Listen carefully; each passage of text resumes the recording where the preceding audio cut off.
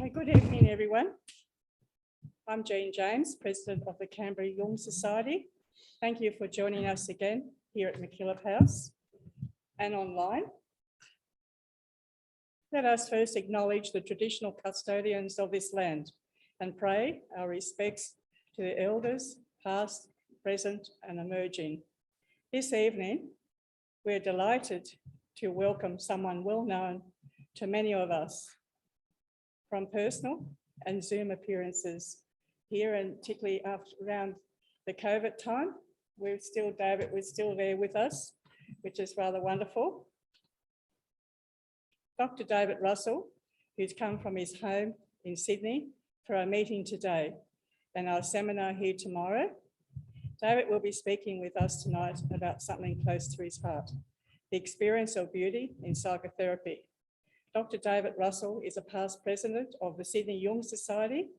He completed his studies and research in psychology at the University of Sydney, where he was introduced to the writings of Sigmund Freud and developed an enthusiasm for the history and philosophy of psychology. David returned to private practice in Sydney and is now attempting to retire. Is that right, David? Retire? Like the rest of us, we love to retire, but we still work. So we're indeed fortunate to have him here this evening and tomorrow. David's presentation will go for about an hour, and we'll have a short break. And for the goodies over there that Trish has provided, well done, and resume for discussion and questions. Note that we'll be recording this event for later reference.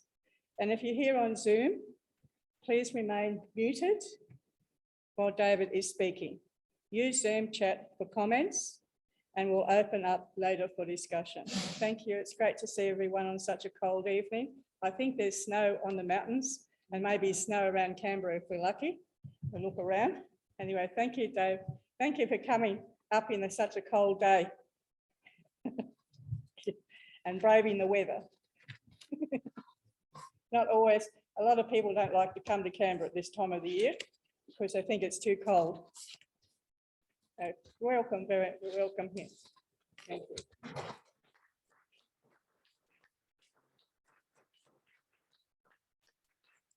you. Thank you for turning up. That's right, and it's a pleasure to be here. I always like this community here in Canberra, and find it's very important for me to make the journey. And so, as Jean said, this topic is close to my heart, and in a manner always has been, and I'll explain how and why overnight. But I want this talk tonight to be, among other things, a description and an invocation of the kind of imagination that is stirred to life at the beginning of a journey. The kind of imagination that is stirred to life at the beginning of a journey. I've just had a journey. I've been on the road from Blackheath to Canberra. And the Lord or the God of the roads is Hermes. And Hermes is the spirit that travels on the road, and it's the spiritual road as well as the road, in fact. So Hermes or Mercury, every culture has their own version. Our indigenous culture has the rainbow serpent. The Chinese culture has the monkey king, traveled from China to India to bring back the Tibetan scriptures. And the beauty is that this character, this God, is an adept who can move between heaven and earth, life and death. And it's that in between that is so important in our culture today and so readily neglected. We like the concrete, the facts of the matter. Hermes is a boundary crosser, internal and social boundaries. The boundary is where Hermes is to be found. And so I want to invoke Hermes tonight Sometimes Hermes draws the line, sometimes he crosses it or she crosses it because Hermes is ambivalent sexually. Sometimes erasing the line, moving it, but always the god of the threshold. And in some cultures, Hermes has large wings, dressed in a beautiful red robe, others winged feet. Tonight, how will Hermes manifest? Here is the question. So we evoke the presence of Hermes tonight as the god of the in-between, between heaven and earth, life and death. I'll begin tonight with a quote from Joseph Conrad. The artist appears to that part of our being which is a gift and not an acquisition, and therefore more permanently enduring. So beauty appeals to that part of our being, which is a gift and not an acquisition, and therefore more permanently enduring.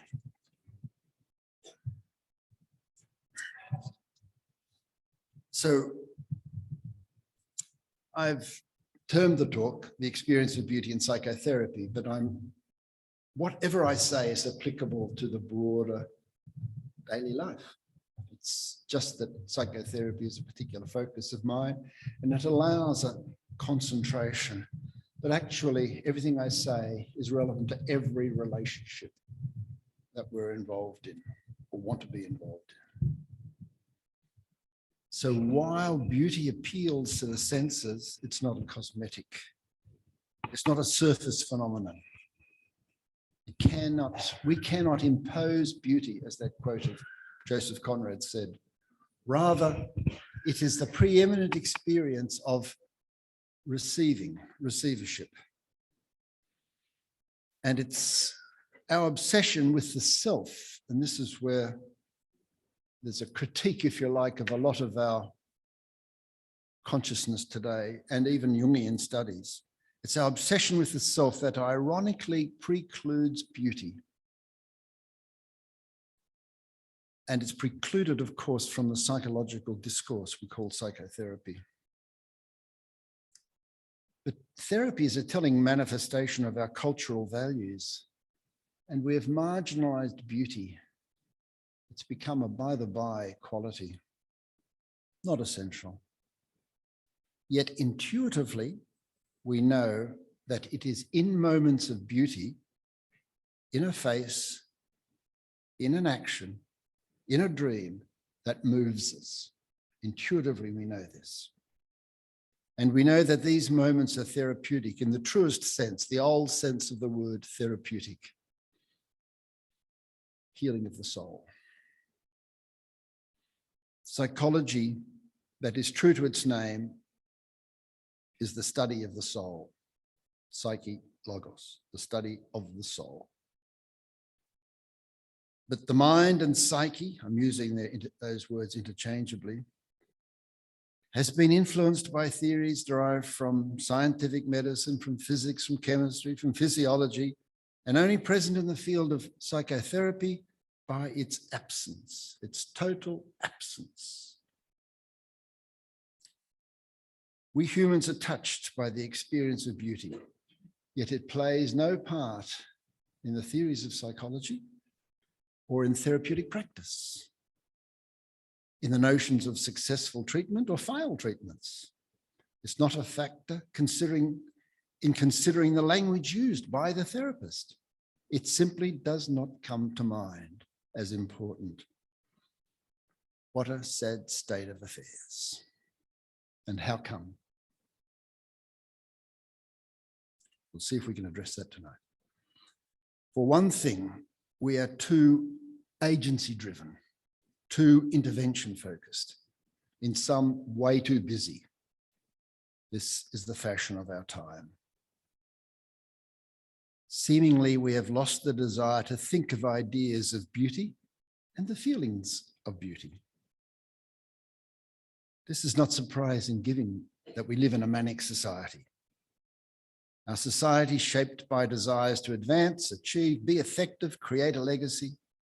About this we know only too much. So I'll pause for a moment and just address this notion of how do we experience beauty? What do we have to do as individuals to have that experience? Seeing it so foreign to us, so busy, something we don't tend to attend to. This applies to doing psychotherapy as well, but it applies to any relationship, as I said. If our desire is to attend to beauty, the first thing we've got to do is stop. Stop. Whatever's going on, whatever our thoughts are, whatever we're doing, we've got to stop. And then dwell in our body somehow. And only from that dwelling, we make an action. It might be looking a moment longer at someone's face. It might be having a sense of being touched or a sense of touching. And I don't mean just physical touching, I mean all the senses, including intuition. We can't just, and that's the experience of beauty. We can't just jump into beauty like we can put on a coat. We need to do this little preparation, the psychological acquisition of a disposition. Stop. So we see a flower, for example. We look out at the cloudy sky. We look at the moon coming up tonight. We've got to stop whatever's going on because we're very busy. And then we've got to dwell in the stopping, which is something again we've lost sight of because we want our thoughts to drive us. Our ideas, what are we up to? What am I doing this for? To drive us? No, to dwell in the body, and then for an experience to come from here, between the head and the gut. However, our field of psychotherapy and psychology has become dominated by conceptual frameworks, abstract concepts, and behavioral outcomes. And the field is characterized by an intense subjectivity of self-reflection. Self-reflection. This is a curse, as I'll say a lot more about. The mirror has become a favorite metaphor as we focus, almost as an obsession, on one's identity. Narcissism has become the epidemic of our time. So no surprise there, this obsession with ourselves, with our identity.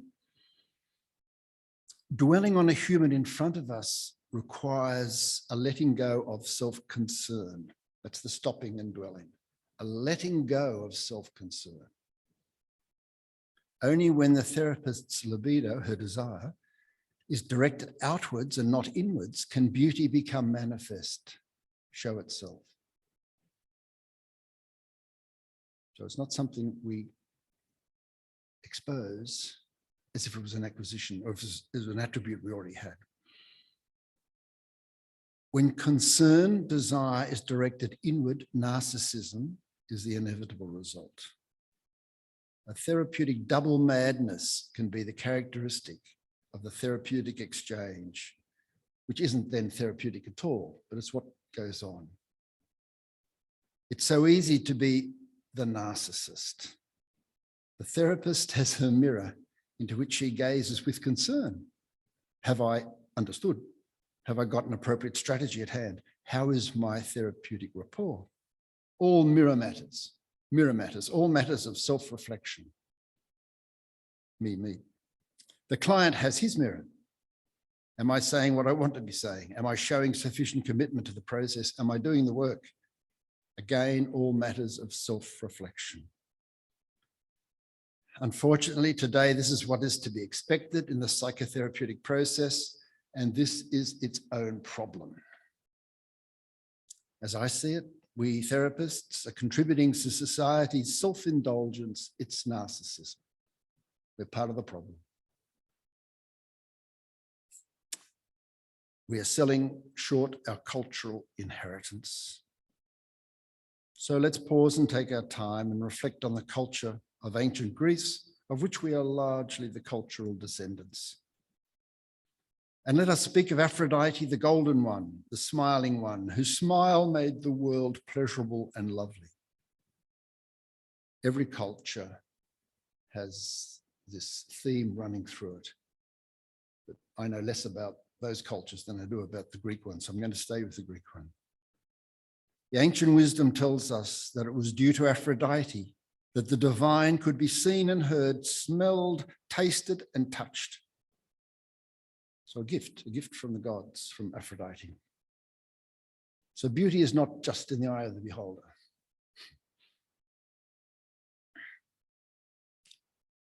In mythological language, it is Aphrodite who is the inherent radiance of beauty in the world. But again, I want to do what I need to do, which is refer to neuroscience, because that's another love of mine. And always has been this idea of these two, if you like, lines of inquiry, two domains of living, the physical and the metaphysical, both appropriate. So neuroscience is the physical, we need it, but it doesn't tell us much about beauty, but it does tell us about the brain, our brain, the mind, the senses, and the imagination. And to reflect on how these insights relate to Aphrodite's gift, revealing how the divine could be seen, heard, smelled, tasted, and touched. And I have a favorite neuroscientist, an Irish woman, Suzanne O'Sullivan, has published some wonderful books and does very good work in the clinic. I contend, following her, that our mind, our psyche, is a function of our brains. And as such, mind is not a separate unity. In fact, the mind does what the brain has evolved to do. But the word function doesn't do justice to the experiencing mind, as mind is the source of ongoing poetic creation, and that in our very hands, the mind is present. So this is the wonder of the brain, of our evolved brain. So bear in mind just a bit longer on this theme, that the brain is a cultural organ. It's a physical one as well, but it's inherently shaped as a cultural organ. It is continually being shaped by inner physiological and external cultural social processes. The brain begins its development by constantly interacting with its environment, in the womb, after birth, through childhood, and so on till death. So it's not just this organ, physical organ in the head or in the neurological system. It's a cultural organ that is continually in relationship. The mind only exists as a manifestation of this ongoing and never-ending interaction of the brain with its environment. And most interestingly, most of this interaction is outside of our awareness, something we seem to easily forget. And so we have right at the moment of conception, it begins. The brain begins interacting, network of relationships. Continually, the network builds, deepens, flourishes, and these interactions are rich and complex. Right from the word go, they're exciting, conflictual, erotic, soothing, validating, and denying. So this is the brain in action. This is the mind doing what the brain is evolved to do. So let's dwell for a moment on how soul and spirit fit in with mind and body. I want to describe both soul and spirit as aspects of our functioning mind. The two are linked as an ongoing and dynamic interaction. Two ends of the spectrum, if you like, and in Jungian thinking, they constitute an archetype. Spirit, soul, two aspects, two manifestations of the mind at work. So I'm emphasizing the experience of soul and the experience of spirit. So again, I'm not suggesting that spirit or soul are entities like hands and feet or any other concrete part of us. They're experiences, they're particular experiences of the mind. Because there's a capacity, they tell us about the capacity of the mind, the capacity to touch and be touched. Have thoughts, for sure. But tonight I'm emphasizing the importance, the forgotten importance of the relationships that create the experience of beauty. Thoughts haven't got much to do with it. So here I'm emphasizing the capacity to touch and be touched. And as I said earlier, touch refers to each and every one of our senses, including our intuition. Spirit, as the word suggests, represents an aspiring quality, a longing for a higher purpose. So this is part of our brain in action, our mind doing its thing. A longing for a higher purpose. In imagery, it is expressed as the desire to climb to the mountaintop with aspirations. So part of our lived experience of mind is to aspire, is to have spirit, to seek it out, to long for it. Soul represents a going down, the valley of tears, a longing for the earth. In imagery, it is expressed as a desire for a journey into the valley of tears, the underworld. And again, every culture has this imagery, this interplay of imagery, the going up for the spirit and the going down for the soulfulness. So let's turn our attention to Jung and the creation of reality, our lived reality. So I'll quote Jung a little bit just to show I'm a Jungian. Our mind, as I'm espousing, is our capacity to perceive with our senses in action. So not just some abstract thing. It's the mind in action when we feel, we touch and be touched. It was Jung who wrote that, and here's the quote: "The psyche creates reality every day."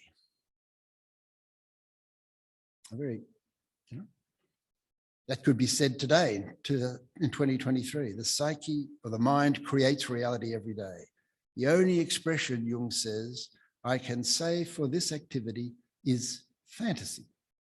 Fantasy, or in other words, the creation of our imagination.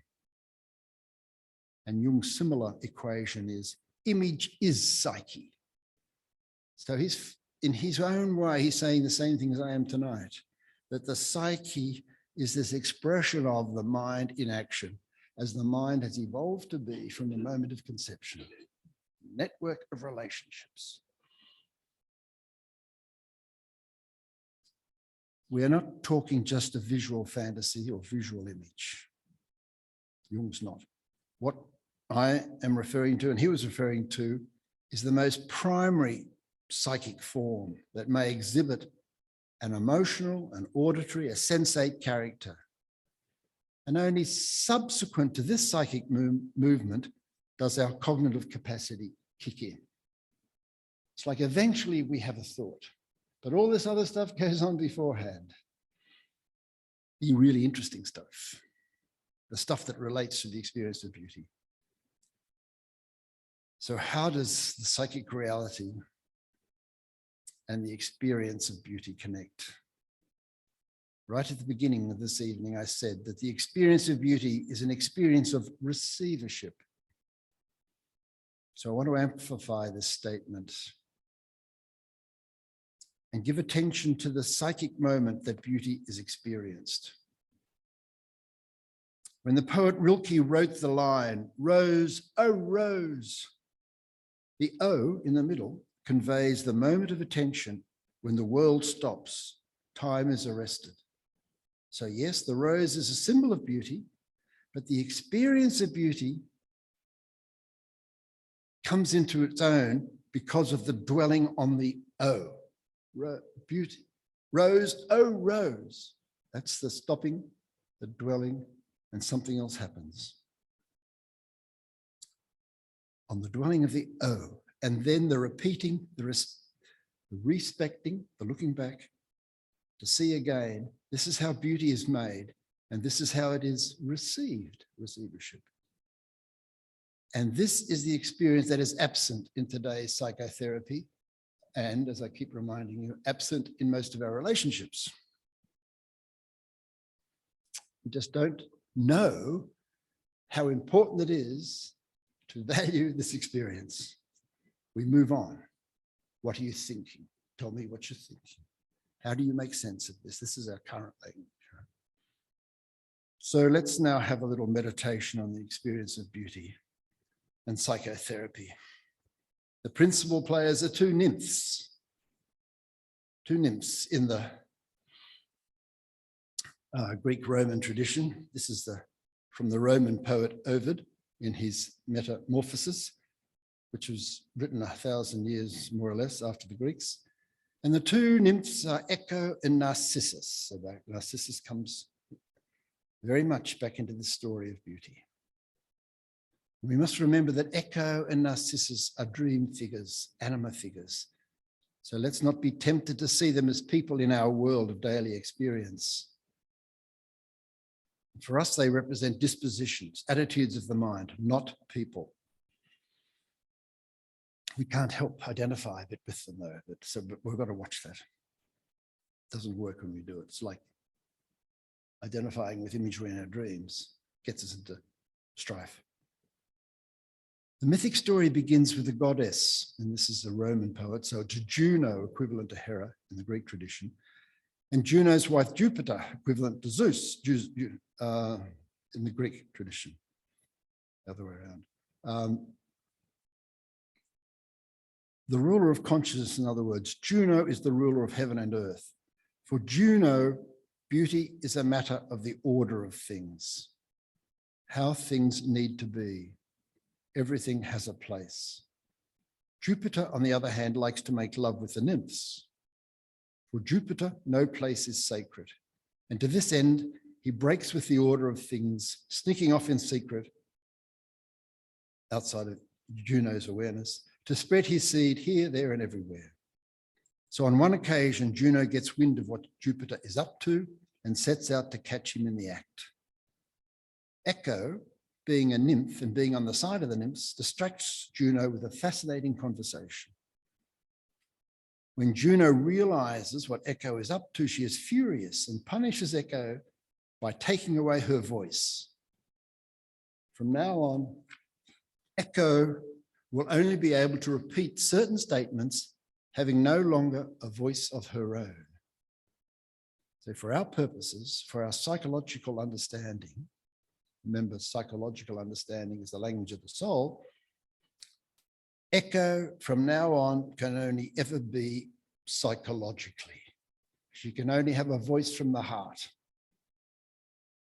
With no voice of her own, she can only echo what she hears and understands psychologically. Her sole desire is to echo what she sees as beauty. Not cosmetic beauty, but soul beauty. In our therapeutic practice, we need to continually desire this echo consciousness, the ability to be receptive to the disquiet, the disruption of what we call symptomatology. We want to develop an ear, not for everything that is said, but rather for the disquiet that echoes through the soul. Boring stories can be important because they distract our Hera awareness, thus allowing a certain fertility, a sharpening of our echo consciousness. Echo needs her surroundings to find her psychological voice, relationship she needs. She needs to attend not to everything, but to what captures her imagination, that which has a psychological fertility. So back to this Ovid story. Echo desires Narcissus. She is amazed by him and is totally attracted to his beauty. How is she to catch his attention? Her only means is to echo, and to echo the meaning that she intends to convey, that she intends to convey. Narcissus, though, searching for his companion, cries out, "Is anyone here?" "Here," Echo responds. Later, as she attempts to approach Narcissus, he cries, "Hands off, embrace me not. May I die before I give you power over me." "I give you power over me," echoes Echo. You can see this, what is being echoed here.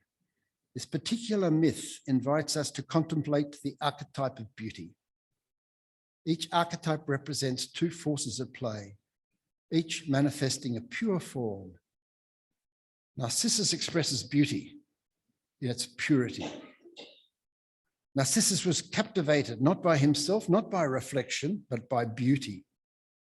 He is irresistibly drawn to this experience of beauty. Keep remembering that Narcissus is an anima figure, a dream figure, not a flesh and blood person like you and me.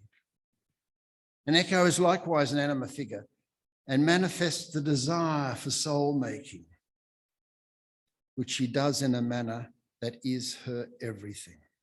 So they're both pure forms, one for beauty and one for soul making.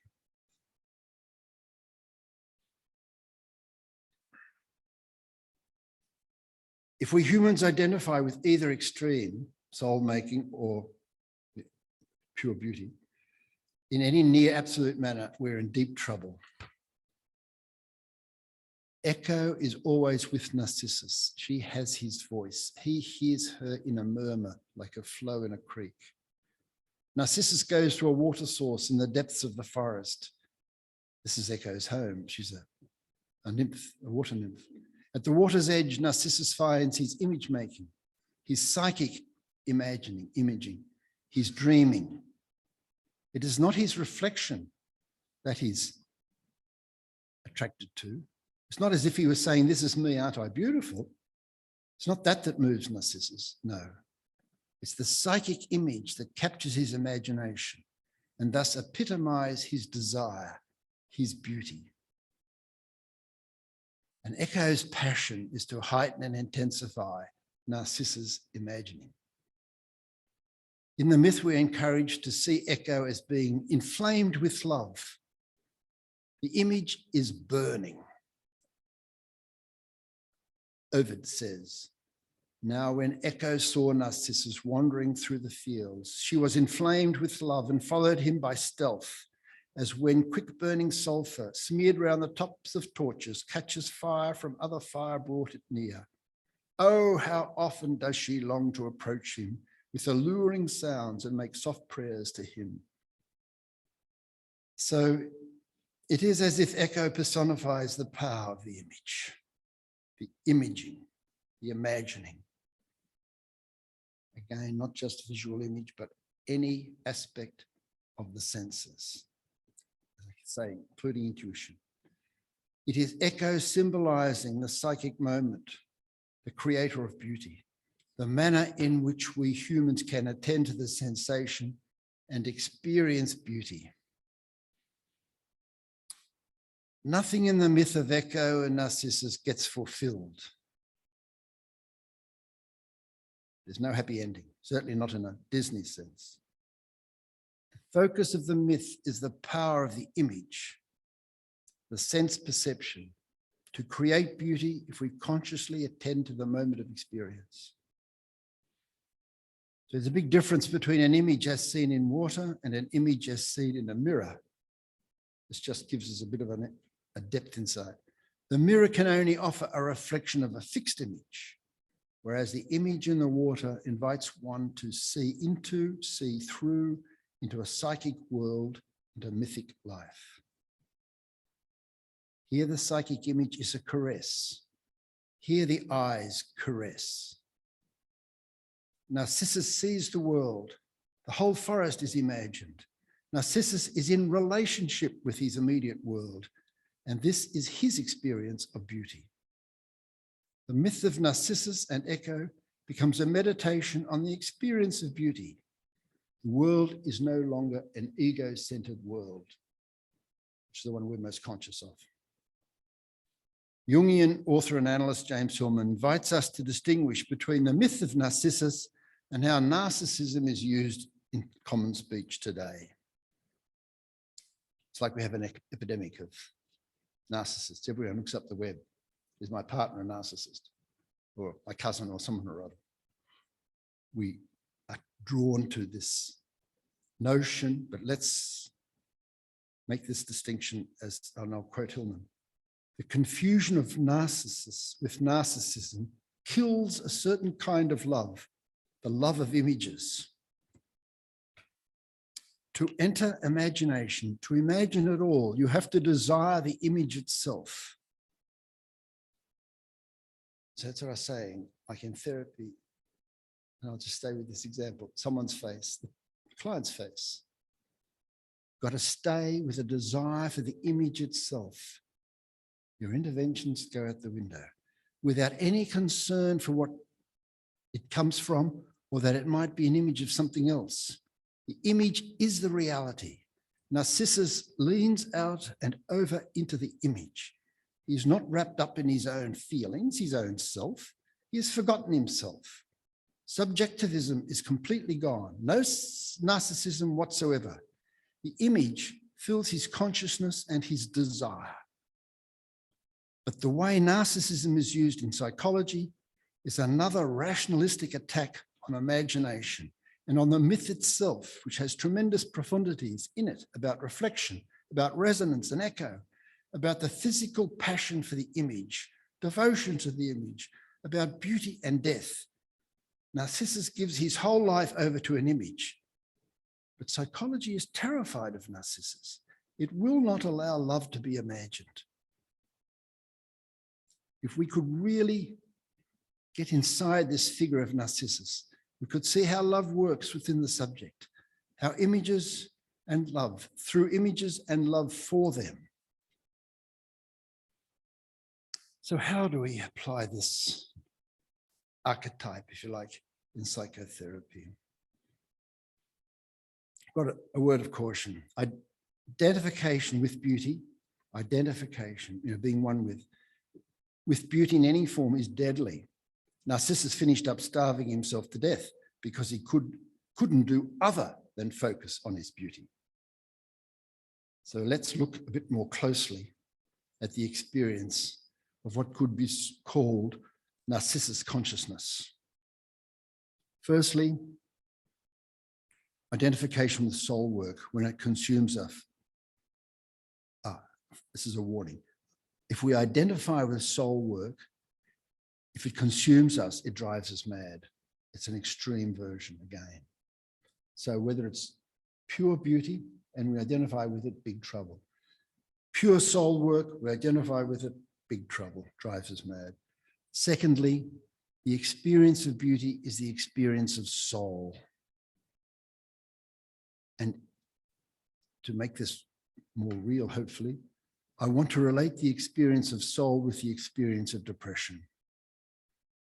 My working hypothesis is that depression is soul telling the person that it is in need of attention. Attention. Not just any sort of attention, no. Rather, the need is for a very particular manner of attending. And as such, it has the potential to express a particular energy, psychic energy, energy directed towards doing particular things. So one of the symptoms of depression is physical depression, no energy. But we're more than physical, we're metaphysical. So we're talking about psychic energy here as being needs to be invited in the experience of depression. Feeling depressed is not bad or wrong. It is not something that needs to be got rid of. Big statement. In a poetic and cultural sense, the place of soul is in the middle region of the body, between head and lower trunk. Clearly, there is no independent reality that makes up the soul. As I said earlier, soul is a recognizable group of experiences that can be differentiated from conceptual thinking and from purely bodily experiences, although we know that all human experiences are embodied experiences. And as I was saying earlier, soul is an aspect of the mind, of psyche. We live in a manic society where a get up and go attitude is highly valued. as is achievement and success, goal setting and accomplishment. No wonder we get depressed. This is our culture. Again, James Hillman puts it this way. It is only when that breaks down, when depression comes in and you can't get up and do it, when impotence happens and you can't get on with it, when you feel beaten, oppressed, knocked back, then something moves and you begin to feel yourself as a soul. You don't feel yourself as a soul when you're making it and doing it. The culture expects one to be manic, hyperactive, spend and consume and waste. Be very verbal, have a flow of ideas. Don't stay too long with anything, the fear of being bored. And we lose the sense of sadness. It is when things fall apart, crack from inside, and when the manic doesn't work anymore, that we begin sensing soul. Our strong ego begins to falter. The will to believe no longer works as it used to. The irony is that psychotherapy can make things worse by having the goal of overcoming this sense of soul, which appears as weakness, a weakness that has the symptoms of depression. Weakness, despondency, uncertainty encourages a reflective disposition and opens up the imagination. This is psyche at work. And this is a relationship at work. When in a relationship, one party feels depressed, the other says, pull up your socks, you can do better than that, or this is something that'll pass. We're dismissing the opportunity for soul making. Therapy can work when it emphasizes that depression belongs to you, but you don't have to identify with the dark mood. The task is to work with the depression. You keep living life in a depression. It doesn't completely stop you. It only stops you if you're manic. Depression is worst when we try to climb out of it, get on top of it, which unfortunately is the mindset of our therapeutic psychological world. It is important to take the symptoms seriously and to look at them from the psyche's point of view. Look at the symptoms, the feelings of depression from the psyche's point of view. Symptoms simply manifest the pathologizing process. In a poetic sense, the soul does this to us, and we have to start with the fact and not with our ego, illusions about how we ought to be. It's good, I find, for me anyway, to go back to the original meaning of some of these words like psychopathology. The three terms there, psyche, pathos, and study of ology. So here we have psychopathology as a certain understanding of the necessary suffering of the soul. Pathos, the Greek word, the necessary suffering of the psyche. It's interesting that emphasis on the necessary suffering of the soul. When in a depressed mood and say we speak of love, it is in a very different way than when all is well. The symptoms then tell us so much more. The pathological symptoms invite us to be in soul. This is a matter of adopting a particular disposition. And Jung used the Latin term esse in anima, meaning to be in soul. He liked it, to be in soul. And he says, this is Jung, I am convinced that creative imagination is the only primordial phenomenon accessible to us, the real ground of our psyche, the only immediate reality. Therefore, I speak of esse in anima, being in soul. The only form of being that we can experience directly. So doing psychotherapy or being in a meaningful relationship is like making a road over the sea. I can imagine how difficult that is, how impossible that is, which is a poetic phrase, which are the words of the Spanish poet Antonio Machado seems to express this better than more abstract concepts. So here are a few lines from Machado. Everything dies and everything lives forever. But our task is to die making roads over the sea. It's got to be an imaginative declaration. So to make a meaningful person-to-person relationship work, to make a therapeutic relationship work, we've got to move out of our sense of intervention and management and have that imaginative stance of making a road. In fact, our task is to die making roads over the sea. To be authentically humans means that we recognize the humanity of others. Only on this basis can a community come into existence. And in saying this, I am rejecting the notion of self-contained individualism, our obsession with identity. Today, it's time to demythologize the belief in the self-contained individual, the glory of self, as if it were an empire unto itself, self-advancement, self-confidence. These labels have become tarnished as we attend to the world around us. Our task is to learn to see and continue learning to see, otherwise we remain a narcissist. Always we are at risk of not seeing the other human as human, of not seeing nature for what it is. At least Narcissus looked into the mirroring pond to see his face. We are at risk of not bothering to look in the pond because we have replaced nature with our own consciousness, our own self-obsession. So the task now is to be less conceptual and more practical, to see and act with others, humans, animals, and the fullness of nature, as if they mattered, really mattered. Our Humpty Dumpty psyche, broken but not destroyed, is what we have. Aliveness is what we value. Everything is to be as lively as we can make it. So there we go. Thank you, everyone, for tonight. Thank you. So I'll hand over to you, Dave. Feel relaxed now. I'll keep standing. It's good for me. Thanks, You're very Rob. tall. Okay, good. Here am I. I'm in your hands. Shauna thinks I was a bit dark and morbid in what I said, and maybe, or serious, and maybe that's so. But it's a passion that I have for this sort of work, this sort of thinking, this sort of journey in life. It's just my journey. And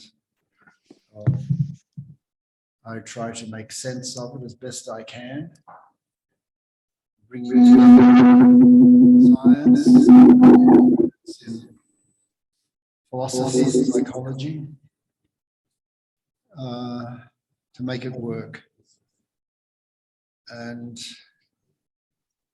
I'm not thinking of retiring. I don't believe in retiring. I'm embracing life as best I can. And that, I believe, is a positive outcome of this sort of. Okay, so comment on just anything. Yes.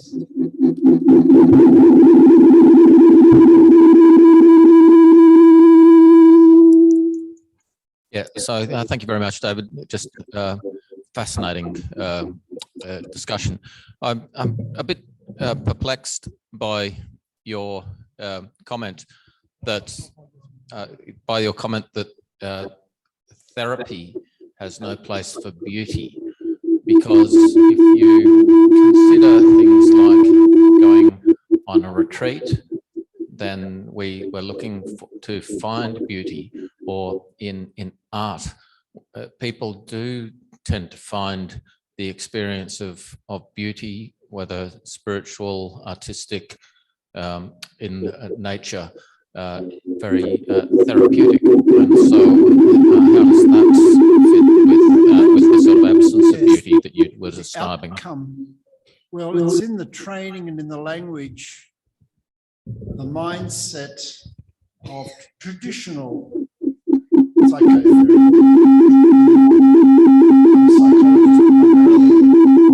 and all my years on graduate and postgraduate work and teaching in psychology, beauty was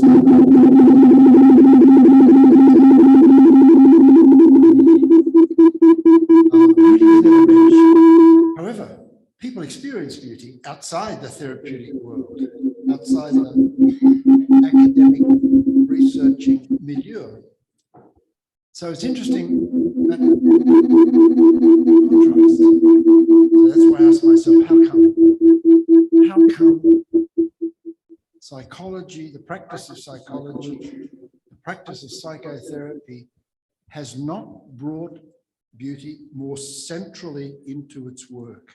Why is it left to retreats, to artists to claim the space, to speak from that space? It's a shame.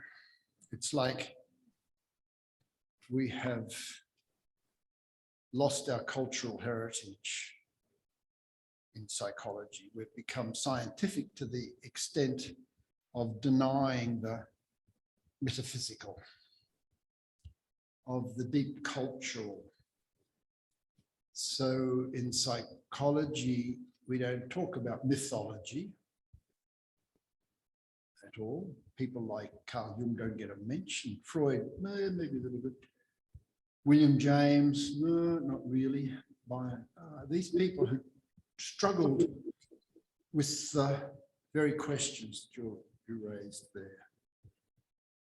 So it's become, like our culture, very manic, very achievement, very goals, planning, setting goals, feeling good when you achieve the goals.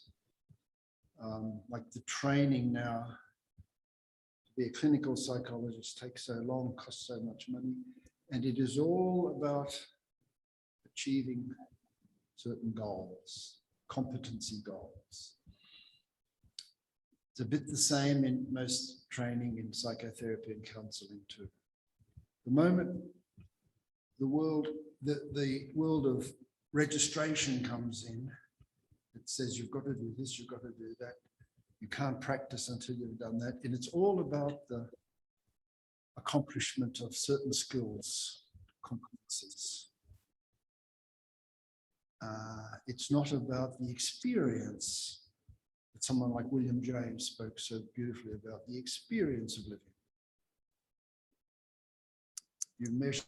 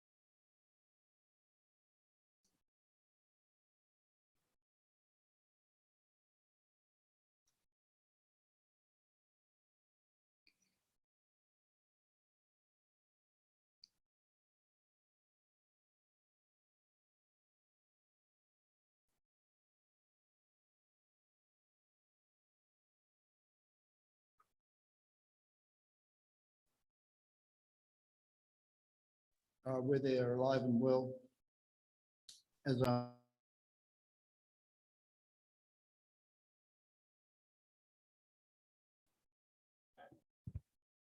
has a long history behind it of preparing for the hunt. And the preparation is both physical and metaphysical.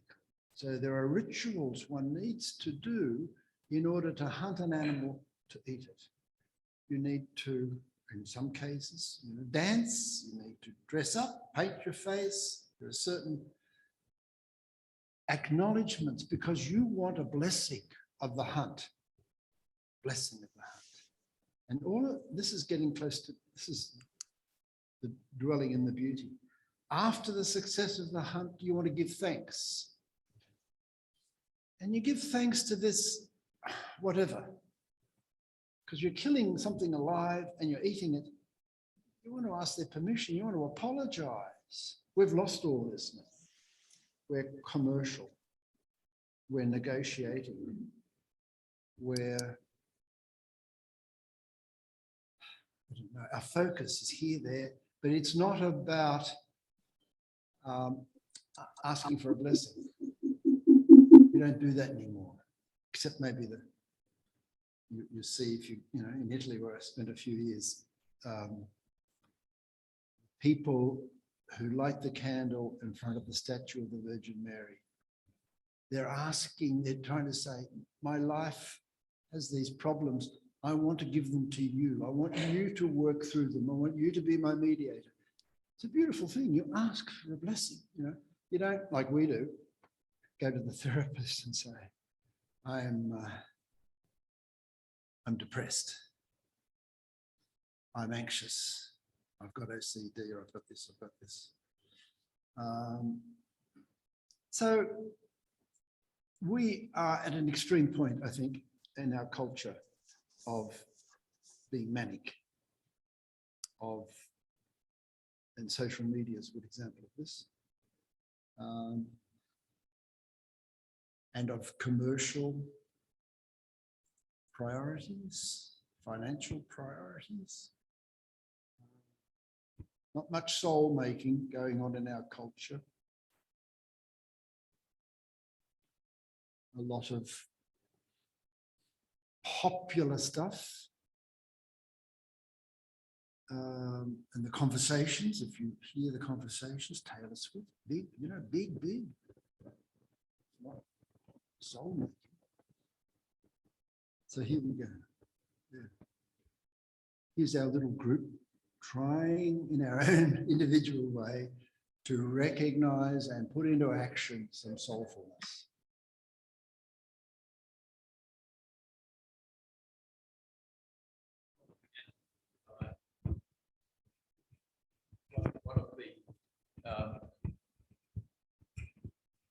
One of the contrasts that your talk brought to my mind, I did my philosophy studies on Martin Heidegger, and who has a lot of synergy, I think, with some of the Jungian ideas about an emphasis on being rather than doing. And the way Heidegger put it was the term that you used, to dwell, that is to dwell in beauty as a way of contemplating being. So there's the whole theme of the contemplative life as something that's been lost by the calculative world. So the idea that only what can be calculated and measured is real has become, I think, part of an obsession of what you describe as the manic society. And so what really disturbs me about this is the sort of pathology of loneliness and depression, and the extent to which these in some way are fundamentally religious problems. That is, a loss of a sense of meaning in the world, the sense that the meaning is only what we can measure, is really very impoverished. And so we have a spiritually impoverished culture that is afraid of beauty, I suppose, and excludes beauty because a recognition of beauty would reveal the pathology in the culture. And be considered an excess to need, almost a waste of time. Like if you've got time, do it, do the beauty thing, but we haven't really got time or we don't value it. It's a real sadness. And it is a pathology, I think. It is the suffering soul that we are seeing all around us. The world, soul world, the world of the soul. Anima mundi, as Jung called it. The world soul is suffering because it is so lopsided in its orientation to the physical, the material, the commercial possession of something. But then I was interested that you felt the need to emphasize that Narcissus and Echo are archetypal images rather than actual entities. And one of the, I think that there's a sort of matching pathology within conventional religion that turns God into an entity and turns all of the objects of Christian worship into entities. That's right. And I think one of the brilliant things in Jung is this sense that myths are not about entities; they're about which are, energies of the soul of which are a source of meaning that was understood within the mythological cultures, but in our supposedly post-scientific culture, we've come to this a false impression. Like we say, a myth is just a story that's not true, rather than a source of meaning. Whereas the myth of Echo and Narcissus is a profound source of meaning. Precisely. And personally, my little anecdote on that is that I was living a life in a monastery in Rome, and one of my turning points to leave was exactly that realization. I was in Rome, and I saw the dogma in a way that was dead. These are dead stories. People are not actually believing in them. They're following them, but they're not living them. And then I realized, with some help from other people, that one could understand all the Christian mysteries, beliefs, from a mythological point of view, and that actually there'd be more energy in it, not dead, in other words, if you engaged with them and sought or invoked their wisdom rather than dogmatic belief. And so I was able to then reconstruct my life, as it were, because of that. Yeah. But that's a really painful process for the church. Oh, the church can't do it. No, individuals can do it. Church is an institution. Church can't do it. No institution is going to change like that, because its structure is built on what our society is built on. Authority, possession, the rule, the promise. No life there. But then the church is emptying out too, Well, of because course it has to. It's dead. So people say the only meaning is what you can measure. You can't measure God, so God is meaningless. That's right. So there's a madness in that, isn't there? There's that denies our experience of daily life, which cannot be summed up by measurement. At the end of the day, we look at our experience and we say, wow, that was a wonderful moment I had. Well, wonderful moments don't get measured, or I experienced beauty. Beauty doesn't get measured. So they don't exist within the realm of science. So we've got to have something other than science. We've got to have a meta-science. such as what we talked about tonight, which is what Jung was struggling with, this and that, more so than William James was too. But Freud is a bit different, but he struggled all his life with how real, what is reality? What is where does the energy come from? We know it can come from the physical energy because we eat food and we can measure how much energy we have or don't have. But this psychic energy that I experience, I've got to honor that, respect it, and talk about it, and see what other cultures, how they've worked with it. And so that was his life's work.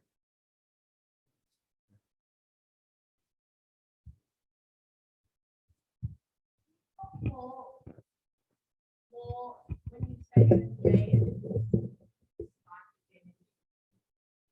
and I understand though that being present to a moment.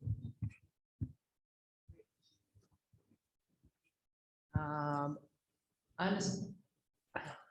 understand being present to a moment that is rich, or doing certain activities that are soulful, whether it's art or musical. But when you're talking about engaging with these images, you're talking about dream work, daydreaming. Yep. And for example, what images are you working with? Yeah, these anima figures, like Echo and Narcissus, if you like any of the figures we have in dreams, if we don't take them literally, even though they look like people we know, and the circumstances look like circumstances we're aware of, if we don't go down that path, if we treat them as, this is my mind working at night, so it's outside of my conscious awareness. And it can be so dramatic that it wakes me up. Now, the Jungian assumption and the whole world of psychic energy comes in here. We can't treat it as if we start treating it as, oh, that was my father in the dream and he gave me this. If we treat that as a literal thing, there's no energy there at all. It's like we've made it into a daytime reality. This is a dispositional thing. If we shift and stay somehow in the in-between state between being asleep and being awake, and hypnagogic phase, they call it, then that world stays alive. That world created outside of our conscious awareness stays alive. And this is the threshold of the psychic energy coming in now. We can let it speak to us in its own ways. I was trying to quote there Hillman. The image of the dream is perfect as it is. Don't analyze it. Don't make it work in daytime reality. Invite it, different disposition. Invite it to speak. Invite it to say, why did you, what happened to the psyche, as though the psyche was a person? You ask it, what were you trying to tell me that created this disruption that woke me up? That I need to know. So in other words, what is my soul telling me I need to attend to that I am totally out of touch with during the day? There's a threshold there where you can, in a sense, feel the psychic energy coming into your life. And it's got something, it's something like physical energy. It's a gush, it's an influx. And the poets have more eloquent phrases to describe this. But it's like you're swept away for a moment or two and taken to an imaginative place which still has elements of the nighttime no consciousness. But you're in daytime consciousness, so you're in the in-between. This is the Hermes place I was trying to allude to in the beginning. The in between life and death, heaven and hell. That's where the psychic energy resides, because there is no heaven, so there's no soul, but there's energy, psychic energy. That's why people like Jung use that phrase. Wanted to convey that in this in-between, it can be nourishing for us. Soul food can nourish our mind, our psychic life, our soul life. And we can develop a capacity to draw that energy into our daytime existence so that we're not totally dependent on the physical energy, which, in depression we lose. And my hunch is that the experience of depression is when it's a comment on when we've lived in the physical world and neglected the psychic world. And so the psychic world is saying, as I said in the talk, attend to me, attend to me. And it's like a dream, a troubling dream. It's got to be really troubling, otherwise we're not going to attend to it. We'll dismiss it as that. That was interesting. It's like if you're, as the point was, I was making the talk too. If things are going well, there's no need for soul work. It's only when things fall apart that the physical structure that we've created for ourselves that we depend on collapses, that we say, oh, I've got it, maybe I've got to listen to the soul. What is my soul asking of me? That presents me with this experience of dissolution. And so what gets from the dissolution, the new creation, is not a return to the old. You brought something new into it, some new energy into it, psychic energy into the new creation. And there are stories in Greek mythology of Dionysus, falling apart, being broken apart, coming together, but it's not the old Dionysus. The new Dionysus has some more energy, psychic energy. But it's hard to talk about this because our language is so materialistic. It's hard then to, that's why the poets are so important, because they try to bridge this trouble, this troubling discussion. How to talk about psychic energy in language and imagery, which isn't totally dependent on the physical world. So we've got to have notions like heaven. We've got to have notions that bring us closer to the absence of consciousness. Sleep when we die. We've got to, these become important.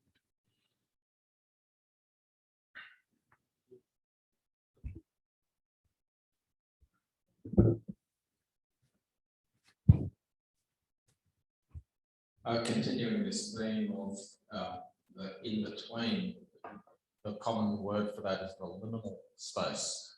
And so a space in between earth and heaven, for example. And your talk of Dionysus breaking apart in order to be reconstructed has quite an archetypal resonance with the passion story of Jesus Christ. It's the cross as a breaking apart in order to be reborn, reconstituted in the resurrection. And the whole problem that you're describing of materialism, it raises the question, I suppose, of, well, who is the real Jesus? Like that the sort of language that you're using says that the archetypal function of Jesus Christ as connecting the earth to a heavenly ideal is the real story. And then we've got all of these supposedly historical stories about Jesus of Nazareth, which explain who he was. But then in its archetypal function as the Son of God, he has this connection function, connecting the earth to an underlying reality. And so finding that sort of archetypal function as having more reality than the supposedly true stories of the gospel. Seems to be where Jung was pushing towards, but it's something that's quite confronting for conventional religion. So it's something I think he was quite cautious about. It's radically confronting, isn't it? It says you're on the wrong track. That's how confronting it is. And Jung was cautious because he didn't want to overtly say all your religions are on the wrong track. You're missing the point. So he had to do that very subtly. But this is how it is, isn't it? I mean, you get extraordinary people, let's say the Buddha, let's say Muhammad, let's say Jesus. Very quickly, their lives are turned into, by others, into something different. And soon, there's an institution. And soon there are fixed principles or beliefs, dogmas. And soon there are conversions, followers, and consequences. And so it's quite hard for alternatives to be within the institution. It's very hard to be a practicing Christian and have a mythic appreciation for the big story. I mean, we were when my key interest in study in Rome with the Spanish mystics who had personal experiences with Jesus. Jesus would come during the night, like Teresa of Avila, and there would be a conversation, very Spanish Catholic. And I mean, they were, people like Teresa had real trouble with the church because here was direct connection, supposedly, with the divine outside the church. So for her to become accredited, as it were, doctor of theology, it was a great struggle because of this dynamic.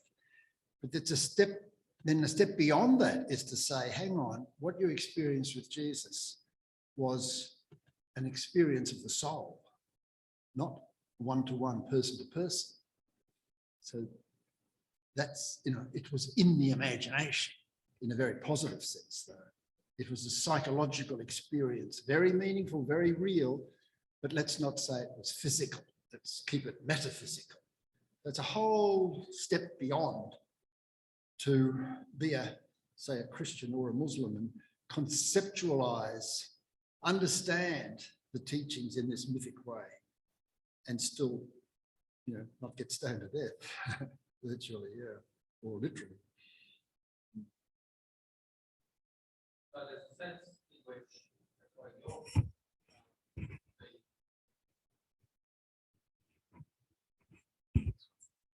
his approach to psychology, you were alluding to the idea that we construct reality, and the convention in modern society and scientific positivism is that we describe reality. That reality is out there, independent of us, and we find out about it and we describe it. Whereas the Jung's psychology was saying, well, no, we partly constitute reality. We experience reality. Yes. And the experience is shaped by who we are and how we've evolved and how our human race has evolved. Absolutely. I mean, there is a physical reality, yeah, but our knowing of it, our experiencing of it, that's psychic. That's as well as physical. The two come together then. The energies from the two come together, and we've got to use it somehow. So that's why the emphasis was on experience, the experience of something rather than a description or understanding of it, which can be bereft of imagery, especially the imagery that moves us, like building a bridge across the sea. That doesn't make sense physically. You can't build a bridge from here to London. But psychically we can. And we, as the poet said, die building that bridge. So we create in the person we love something bigger than the physical person in front of us. We see into them and through them, and they become alive in another way besides the physical presence. And so our love then has to encompass those two experiences. And that's what I was saying, the beauty comes not by just recognizing, oh, this is someone I know, but this is someone I share a deep humanity with, that's been created over millions of years. And that's fantastic. That's beautiful.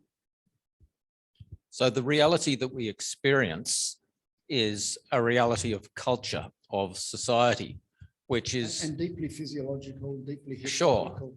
yeah, but in some sense that's distinct from the reality of nature. Yeah, I don't know. Yeah, maybe. I mean, I don't know. Well, it ultimately needs to be in harmony with nature. Yeah, well, we're living, we all share life, and even the rocks. So, they tell us that the trees can talk to each other. They tell us these days. Scientists tell us. That's right. I mean, we've got to let go of some of these rigid demarcations, I think. I don't think they serve us well these days. I hope you can see the link with what you're discussing and what I'm about to say. But talking to, is that just for this room? Yes. I think it Come a might little bit closer. talking about psychosis, and if you say you're talking to someone who's had an experience where in their psychotic episode that may have lasted for a very long time, there was this suffering they were going through, this huge suffering that was being imposed upon them by these kind of unseen others, and the idea that you must suffer to be redeemed, and that is the reality that somebody's embedded in, right, where there are these unseen others who orchestrate a reality and test that soul or that person. Now that when that individual comes out of that reality, which is your metaphysical or soulful reality, right? They come back into the world. Now, by all accounts, none of that's true. They're now in the world.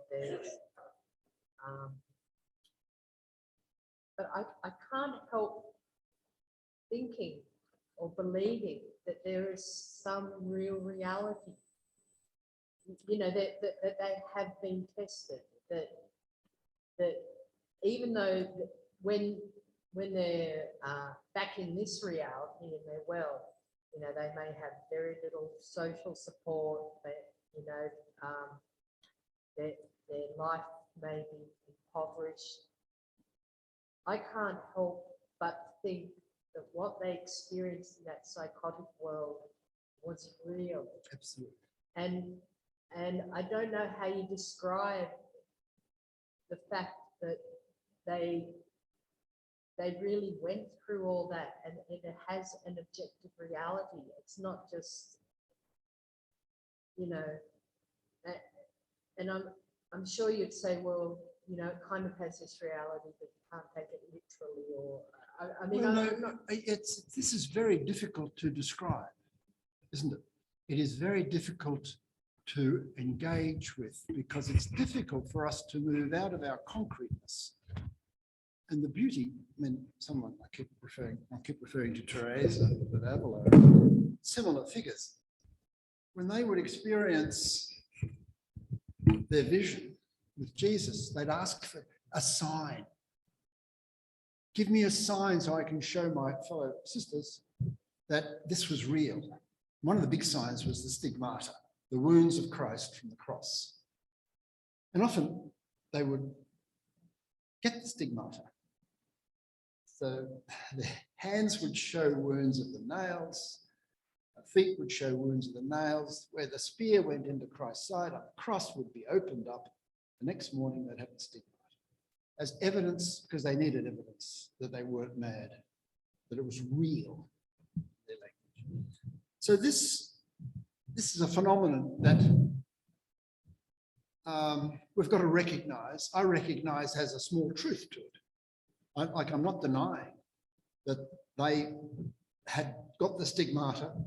They didn't stick needles through their hands or their sides to create the wounds. Maybe some did, but true mystics didn't. How do we explain that? I don't know how we explain that, but I can understand the power of this capacity we have as human beings to draw energy. And why I said the identification with that soulfulness or with beauty is deadly or dangerous or you go mad, is because once we lose our standing, our footing, our groundedness, and we go over to that world, we give it the totality, that the energy is so powerful, we give over to it. We want to be there, and then we're in trouble. So the psychotic episode is not, we've got to look at it with a rich mindset and try and incorporate the complexity of it historically. How have these experiences manifested themselves? I think that's really important. In other cultures, how has it manifested itself? Because this is a phenomenon, real. And today, how is it manifesting itself? No one gets the stigmata anymore because we're not really good Spanish Catholics anymore, or Italian Catholics. So it's going to be different, but real is real, just the same. And I think when our disposition needs to be on honoring and respecting the experience of the other, not easy judgmental stuff of, like we do today, diagnosis, putting a label on it, having a treatment program, and not listening to the complexity of the experience. And isn't this so that people's almost the first thing they say, I've never told anyone this. Why haven't you? No one would listen. If they did, they want to put me away or increase my medication or something. And it is the story of our culture. No one listens with an open mind that is willing to take in the experience, not to judge it, but to take it in, like I was saying with beauty, take it in, dwell there, and respond from that place. Heavens knows what you say, but you're going to say something different than if you're a technician or if you're a strict psychiatrist or psychologist, that's for sure. I think I don't know what it says about reality, and I know maybe I don't. Reality is this fluid thing, isn't it? These patterns that come up in narratives, psychotic narratives, reflect something about the nature of reality that me, I think is real. Yeah, Rob, that's it. Reality, real reality, yeah. But reality is a fluid business. This is people are having these experiences, and there's something real. absolutely real about it. But then we get a bit philosophical. You're the whiz on this. How do we speak about this and honor the notion that reality is like mercury, quicksilver? It's a betwixt and between thing. Reality is not a single thing that we all participate in. There are many realities, I would think. And there are different cultural realities. And sure, don't our Indigenous people say, we want you to respect our reality. We want a voice so we can speak our reality, implying it's not ours. It's not our Western. I think we should finish anyway. Yes. No, sorry. It's good. It's good. But, you know, enough's enough.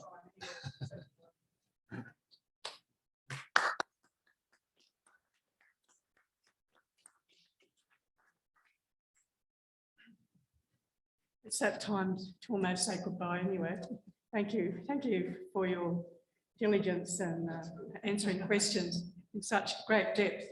Thank you very much indeed. So as we had David's experience and insights this evening, I'm sure that we'll be eager to come along for the main course tomorrow. If you're coming along, let us know. So it's from 9:30 to 3 p.m. in this place. We have lunch provided, an afternoon morning tea, so it's all provided. So you don't have to worry about bringing any lunch or anything. Okay. So David, thank you for coming to Canberra in this coldest week, and for braving the weather. I think you prefer to be in Sydney, the weather there. The Blue Mountains is cold as Canberra. Is it up there? Oh, so maybe a bit warmer here then, do you think? Anyway, thank you very much for that trip. Thank you. I'd like to say thank you to our committee, to Robbie Tulip, always brightening our show up with his beautiful music. And thank you to Jeff for his wonderful newsletter as usual. Thank you for that, the effort. And thank you to Robert, my husband and treasurer. Without him, the show wouldn't be on the road. So thank you. You do so much for us, and I appreciate that. And also to Trish, to our wonderful secretary that does the hard yards. Thank you for that. And thank you for all the people who have come tonight to brave the weather. We greatly appreciate you coming along. And hopefully we'll see you tomorrow for some more David and all his wonderful insights. Also, I'd like to, next on the 4th of August, we have John Gillam coming here with a presentation, discussion, chat, GPT, Unleashed, a Jungian perspective. So this should be quite interesting. And John has been always a bit shy because he's Kirsten's husband. He's always been a bit shy to show his true worth, but he is actually quite an intellectual and quite an interesting person underneath it all. It's normally here as well, but He always comes a bit shy and reluctant to show his true self, but underneath he's quite interesting. Yeah. So also we've had the pleasure of participating in Kirsten's 8-part series. We've been through that, and Robin and I gained a lot of insight into the mindfulness meditation course, and they're going to like to run it again on Zoom this time rather than on Face and Zoom. And so that later we'll hear some more about that, maybe October, November, be running that course. It's really excellent. And Robert and I still engage in some of the tapes and meditation. So I'd like to thank you all for coming, and hopefully we'll see you tomorrow for more insights, more understandings. And so just if you need to find out more about the Jung Society and what we're doing, go through the website and that'll give you more. So I'd like to say good night to everyone, and thank you once again for coming out and sharing the evening. And we hopefully and people. Oh, that's right. Well, David's run away. Oh no, I saw it. David, we need to give you a presentation. Thank you, thank you.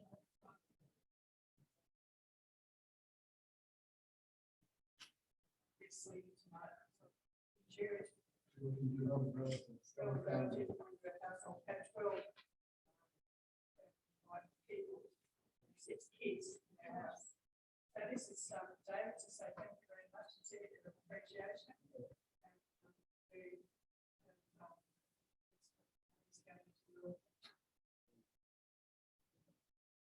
Thank you, David.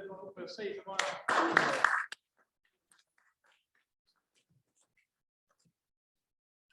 Thank you. So if you are coming